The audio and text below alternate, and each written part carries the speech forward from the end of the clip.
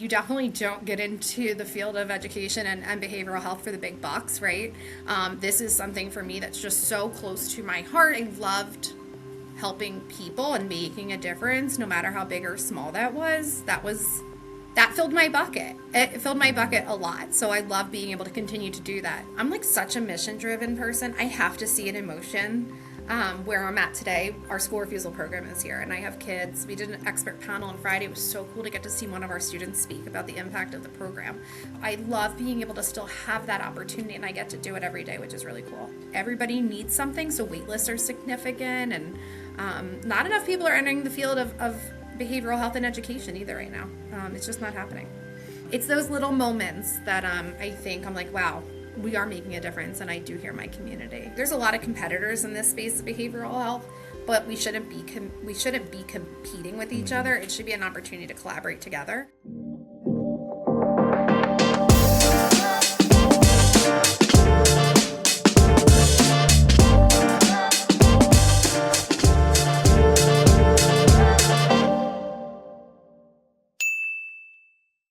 Welcome back to the episode here on the Heart and Hustle podcast. Ms. Caitlin, how are you doing this morning? Hi, I'm good. How are you? Can't complain. I want to talk about what we were just talking about. So what time do you wake up in the morning? So I am very religious, waking up every day around 5:30. I have to. Why and how? Is it you must have kids. So I think I have 3 kids. That is my quiet time. People are like, what do you do? I'm like, well, usually I work out, but like, there's this like peace that comes in the morning when it's just me, which is so nice. You don't really get that as a parent or as a professional. Like, you don't have a moment to yourself, so it's so nice. Yeah. So yeah, it's early, and then when I get the opportunity to sleep in, my body's like, no, we're getting up now, so there is no more sleeping in. What is sleeping in if you just sleep in? 6:30. What? I'll take 6:30. That is crazy. I mean, I admire your. I don't admire really. You said 1 o'clock. That's. I go to sleep at 1 o'clock in the morning. Yeah. I couldn't function. You, I'd be on a you know lot what of it coffee. is that my kids don't get down to about 10 o'clock. Gotcha. And then that's kind of like our parent time, right? Well, Yeah. first of all, my 2-year-old doesn't just go to sleep instantly. yeah. So sometimes he's going to sleep at 11 o'clock. So my wife is in the, just trying to put him to bed type stuff. And I'm still working, Yeah. So now that kids are bed, I'm kind of back in another hour, 2 hours of just working. Yeah. That And micro then, shifting, shower. right? Like chunking. Taking your day Yep. where we used to all work like an 8-hour day. Now we Yeah. like micro shift. Yeah. So it's like I would say I'm in a blessed situation because I work from home, I run my own business, so I can take that time, in the midday and go to the park with them for 2 hours, Yeah, right? it I is. just have to pick it back up in the I evening know. time. So that's Until just 1 where o'clock it's in the at. morning. Yeah, I guess right there if Exactly. you're like That's kind of where balance. it's at. Yeah. So sleeping in for me would be like 9:30. Okay. So I'm trying to do better. I wanted to wake up a little early. I did want to wake up at 7. I went about 5:30. That's a big I've jump. never been a morning person. Never been a morning person though. Yeah, so it's so interesting because there's so many people who are like, how do you do it? I'm like, I literally always say I pop like a Pop-Tart, like I'm up, I'm ready, let's go. My husband is a fire captain, so he has a very strange sleep pattern, and he'll be in that bed into the last possible second. And I'm like, oh my God, just get That is up, funny. stop snoozing, let's go. I'm like a That's me all seize the day. day, let's roll. No, that's me all day. When I'm up, I'm up. But, Yeah. there's no coffee. Like right now, I'm drinking. I don't know if you ever heard of. You ever heard of Mud Water? They need to sponsor me as much as I mentioned this. Yeah, You ever you heard of should. Mud Water? Oh my God, no, but it looks delicious. So Wow. I stopped drinking coffee over a year ago, Ooh. just because I felt like it wasn't good for the gut health. Yeah. So I picked this up, and it's supposed to be better for the brain and the mind. Oh, And I'm yeah. all into it. I'm all into like, Yeah. how do we get better up here? Oh, for You know, sure. I actually working out, started you getting that mentioned working mushroom out. coffee. Yeah, you got to try Yeah, yeah. that mushroom aptogen coffee. So cool. So good for your Yeah. mind. Like the focus is insane. Yeah, that's what it is. This had a little Is bit of that one of that. It those? has Yeah. Yeah, one of those. A little on the expensive side, you know what I mean? But listen, before we get even further into it, Caitlin, kind of tell people the organization that you're representing today Yeah. and your role in the organization. Yeah, so I am the Vice President of Business Development at First Children's Services. Been here just about 10 years and came in as the clinical administrator. So I was overseeing clinical mental health services, school refusal, all of that good stuff, training related to that. And my journey has kind of led me into a position at our executive team level, which I absolutely love every day.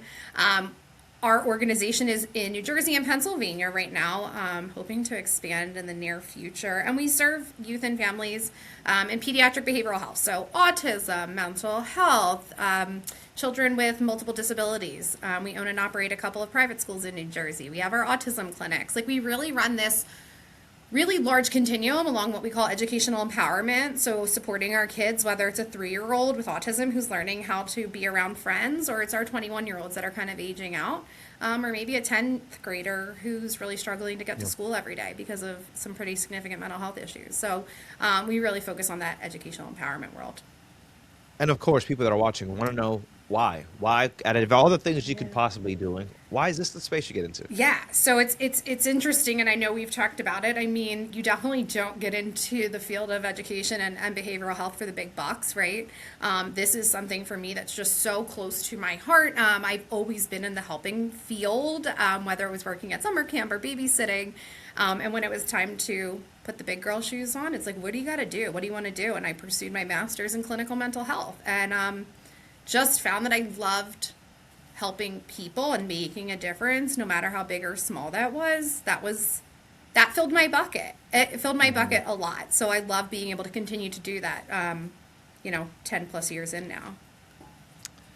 It filled your bucket. I love that you say that. A lot of people don't use that analogy, and I think a lot of times we're in this space that we work in where we're filling other people's buckets, Yeah. right? Oh, yeah. You talked about filling your bucket. What other ways are you filling your bucket? Yeah, I think there is this balance that those of us, no matter where you're at in the professional workspace, like, you have to have a balance. And I think, I get my bucket filled all the time being here and doing the work that I do, but outside of here, it's what am I doing outside of the space? What am I doing to make sure that I'm good? So I am an avid Pelotoner. I love to be Okay. with my family, right? So those are the things that fill my bucket. Yeah. Not new year, new me, right? We're not doing resolutions. I don't do a ton of them, but just continuing to find those people, those things, that time, that space that makes you feel good, I think is really cool. We need to do more of it. I don't think we do enough of that. I love it. I am a get my hands dirty in some dirt because I have Ooh. too many plants in my house type of guy. To the point that I went Yeah. yesterday I was at Sam's Club, and there was just this huge wall of plants that were on sale. Uh-oh. And I grabbed my wife from one side to the other side because I knew they was there. And I'm like, look. And she's like, did you call me over here to look at the plants? I'm like, yeah. And she's Yeah. like, you don't need any more. I And I'm know. like, you're right. They make me so happy, though. I was talking to my plants the other day. My husband's like, "Who Let's are you go. talking to?" I was like, "The Hell yeah. plants." They I hear love it. me. Somebody in my house listens, right? Like, it might be Somebody. not my kids or my husband. Talking about kids, you already had this influence of Yeah. doing this type of work. Yeah. What kind of influence did they give you, though? I mean, it becomes different. Like, we think we know what it is to be a parent until we're a parent and realize life is completely different. So different. So it's so interesting when you've worked in the space with kids for as long as I did before I had kids.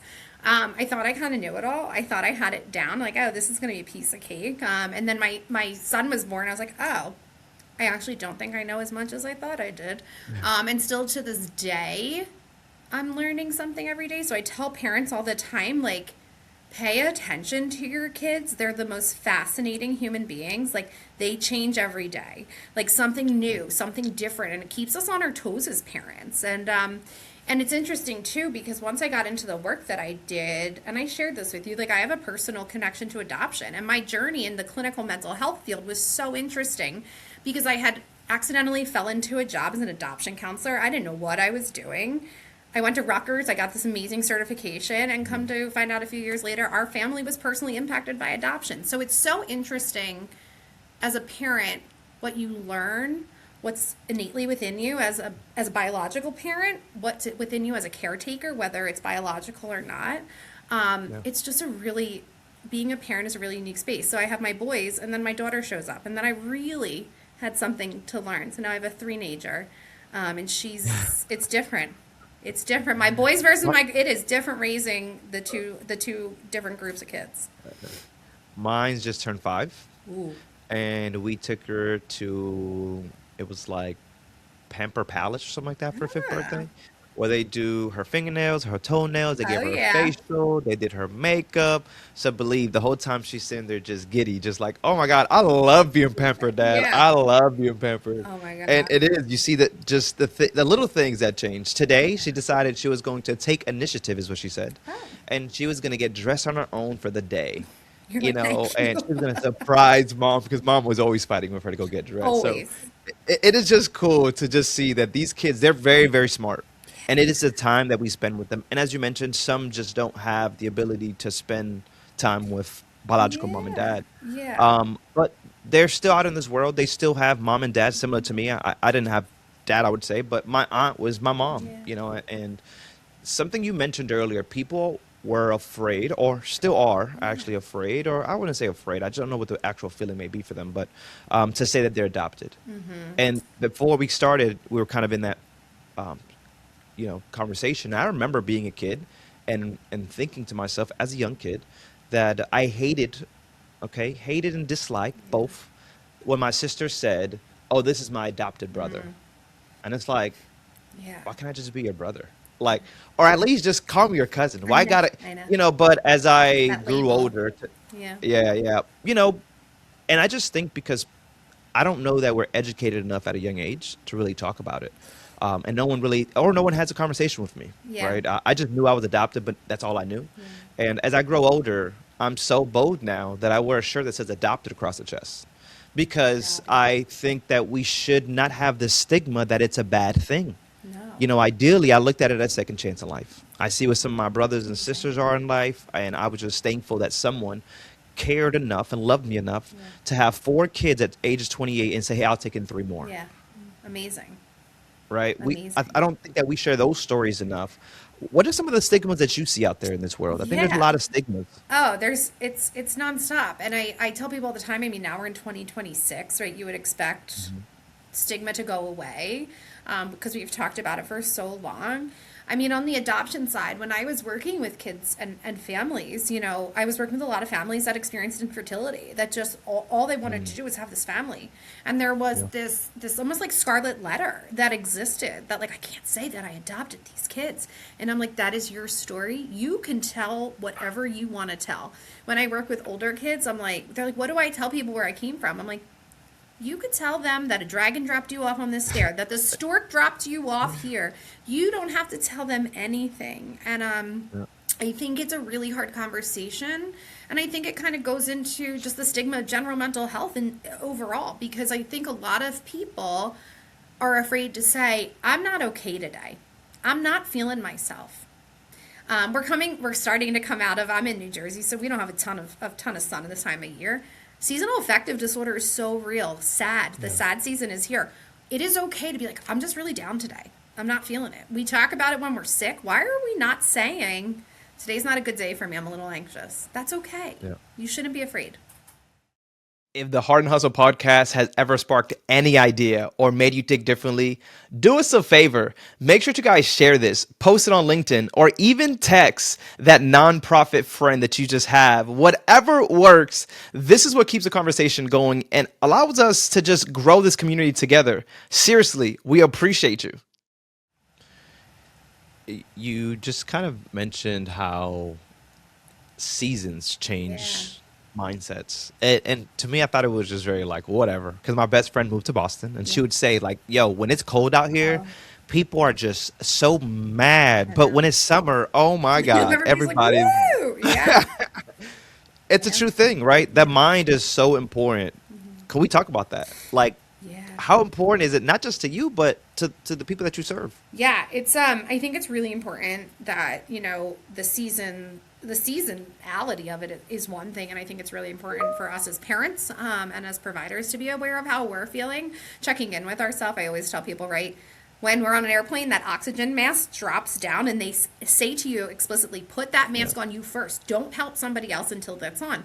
And I really still think that's the case. I think that making sure our mind is full, full, right? We can be mindful and mindful. We need to make sure that we're taking care of ourselves, pouring into ourselves, going back to that bucket. Yeah. But if that is it's 12 degrees right now in New Jersey. I am Oh my miserable. I think God. my toes are still thawing out from walking in through the parking lot. Um, that's normal, right? And I think then to say, you know what, it's a cold day, kind of down in the dumps. What can I do to like feel better? So I do a lot of talking with parents, especially the parents that we work with here that have kids that are in the autism spectrum and have multiple Yep. disabilities. Like that is a life stressor in and of itself. Now let's add in this miserable weather. They're projecting New Jersey to get 18 to 20 inches of snow this weekend. Like I'm at like it right now I'm Lord. automatically down. I'm like, oof, bummed. I'm gonna be stuck inside, right? Like I Hmm. think there's a lot of things like as parents we juggle, and we don't always pay attention to ourselves first, and then we get Yeah. lost. That is so very, very true. And it's like what happens when they age Yeah, out of your home and then you're on your own. I It's like know. you have to refine yourself. So it's starting now. So you're Yeah, not just waiting all the time. yeah, And your shift from being a clinician to and that executive leadership, yeah. how have you stayed connected to the people you serve? I think that was one of the things that you love the most as well is being that Yeah. resource, that connection piece. Yeah, people always say to me like, "Wow, how do you do that?" I'm like such a mission-driven person. I have to see it in motion. Where I'm at today, our school refusal program is here, and I have kids. We did an expert panel on Friday. It was so cool to get to see one of our students speak about the impact of the program. Like, I really do love to see the mission in motion.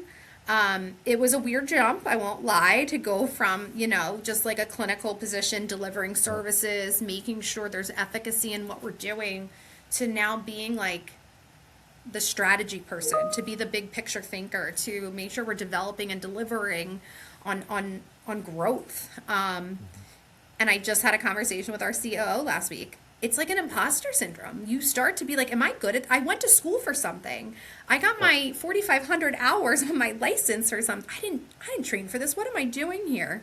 And you have to remember that like the work, especially in the work that I've done behavioral health wise, like I am still putting those wheels into motion for growth and for opportunity for underserved families and populations, for kids who need unique programming. Like I love being able to still have that opportunity, and I get to do it every day, which is really cool. What programs? How many programs do you guys have? A lot. So we have our autism clinics. We partner with over 30 school districts to provide in-district supports. We have two approved private schools, a center-based homebound program down here in South Jersey. Wow. And we're growing and we're developing new programs and partnerships to figure out how to better serve not just on a business side, but how to better serve our partners. What do we really need? What is the community experiencing? And I love immersing myself in the communities that we serve because you have to understand what's going on to make sure that we're delivering and making sure that everybody's getting what they need. And it's a really tough time. I think, the way of the world right now is heavy and there's a lot Yeah. going on and everybody needs something. So wait lists are significant and not enough people are entering the field of behavioral health and education either right now. It's just not happening. How do you think we communicate these resources and everything that's happening? There's so much good happening in our own backyards. It's Yeah. just sometimes it's the message hasn't been told correctly or it's hard to reach our audience. Yeah. How are you guys coming at that? Yeah. So I think one of the things that we do really, really well here, and I was just having a discussion about this, is just constantly sharing resources, constantly, Hmm. free opportunities for training. We love partnering with organizations in our community, our school districts, our parents, to deliver free training for professionals. Maybe it's for teachers. Like I really, I've had a lot of those really tough conversations with classroom educators. They're like, I am a teacher. I am not a behavioral therapist. This chair being thrown across the room at me every day isn't what I projected to do in my career, right? So giving Yep. those training opportunities and hearing those people, I love being a part of community organizations. I sit on a couple of advisory councils and I just get to hear parents. And I think, my lived experience as a parent is very different than somebody else, even down the street from me. You know what I mean? Like everybody's going Mhm. through something different.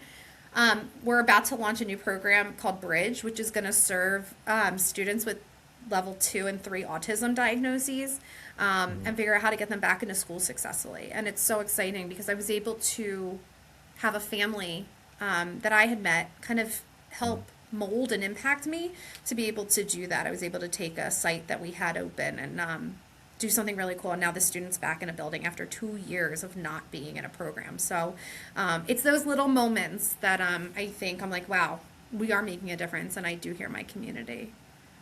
Other leaders are, kind of on par, right? A lot Mhm. of new programs or just trying to, as we talked about, getting the word out. Yeah. So all the things you mentioned are great, but how do you get How that do you do message to it? someone? That's Is always, it a QR code? Is yeah. it, more community events to get the word out? And I think that's where people struggle. It's Yeah. like they have something good, Yeah. they're wanting to help, especially every year you want to get better and better, but it's like, how do we get to the masses, Yeah. most importantly? Yeah. I think it's a lot of collaboration. It's a lot of partnerships. I always say too, there's a lot of competitors in this space of behavioral health, but we shouldn't be competing with each Hmm. other. It should be an opportunity to collaborate together. I think it's just, I mean, listen, the power of social media, right? Like Yeah. we have, truthfully, I just met with our marketing team, the amount of followers that we're growing just from information sharing, just providing good content. I think it's providing content too that people need. That Yeah. parent at 2 o'clock in the morning that's up with a child who is in a major behavior, that they're feeling like they can't feel safe. So I think it's just constant too. One of the Hmm. things that I talk to a lot of our school district partners about is that it's so hard in their four walls as a school, to get outside to understand what's out there to help their families or help their staff. And I think it's repetition, right? I'm doing multiplication tables right now with my Hmm. 10-year-old. It is not fun. But I keep telling him, keep repeating it. It'll stick. And that's what I keep telling other people. Like, let's just keep pushing it. If one person comes, then I've made an impact on one person. If 40 people come, great. Now this resource is with 40 people. And I always ask people at the end of an event that we do, please share this resource. Please tell somebody. And I think, I would love to see good news travel faster than bad. We all Oh my know gosh, bad news yes, travels real absolutely. quick, but we need to spread the good. Yes. So share the resources. And I always tell people, tell me what you got going on. How can I help you? That power of networking is amazing. And we could talk about how we can get the word out, but in 2025, why are people still afraid to ask for help? Because I think that, yes, well, we can give help, Yeah. people are also afraid to ask for help. Even when we talk about mental health so Mm. much, I think 2020 have got everybody in a conversation Mm. of mental health and I know. speaking a little bit more on that.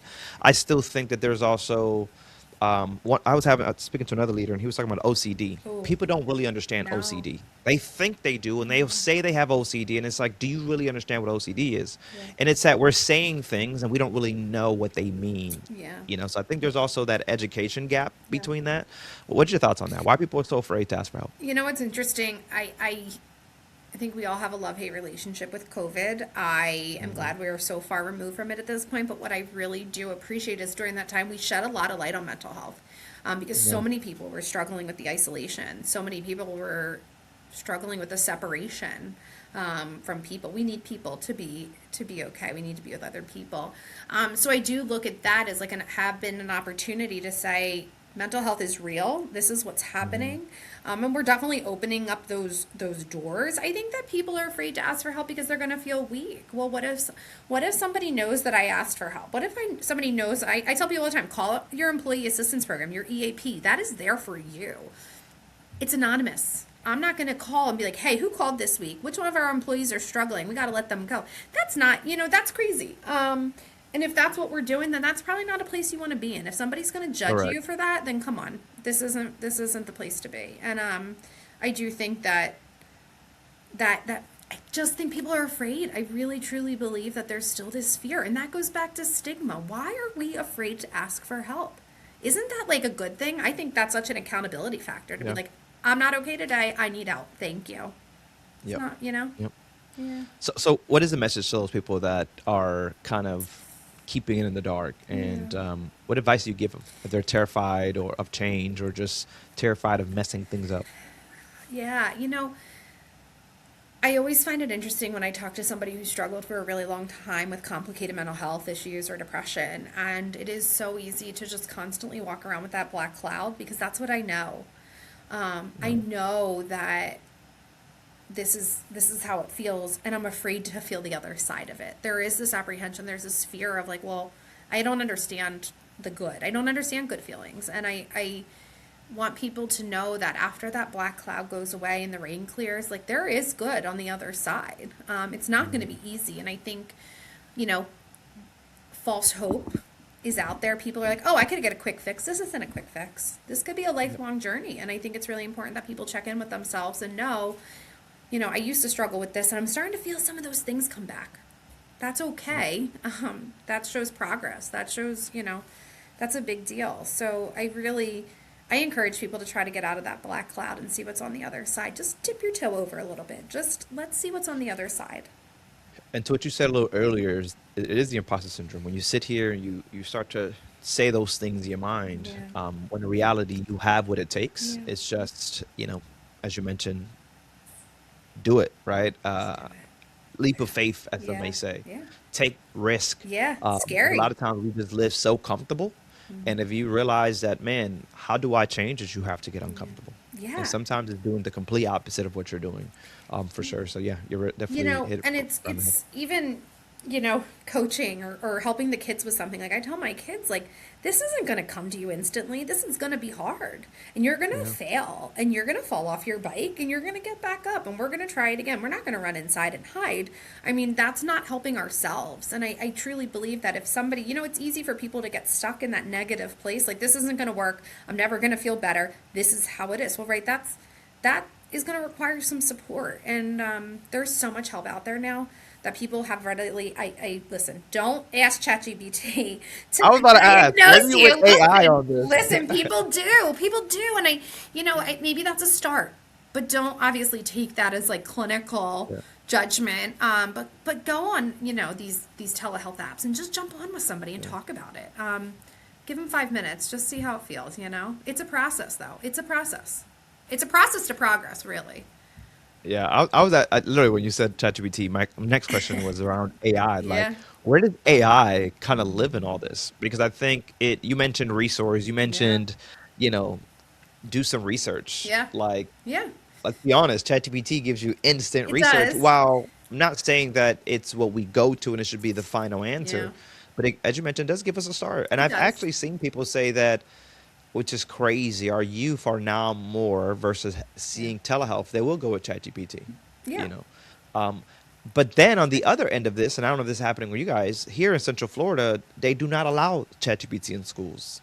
But Neat. it's like, if anything, you should be teaching them how to use Oh, it I believe that. properly. Oh, yeah. They need to learn how to utilize technology in a safe way because this is the reality. Like, when we were growing up, this was bizarre, right? There was these phones Yeah. and these things, and, like, it was so uncertain. Well, now our kids, we've grown up with that. And I always tell my kids, like, I want to see what you're doing. Show me that. Yeah.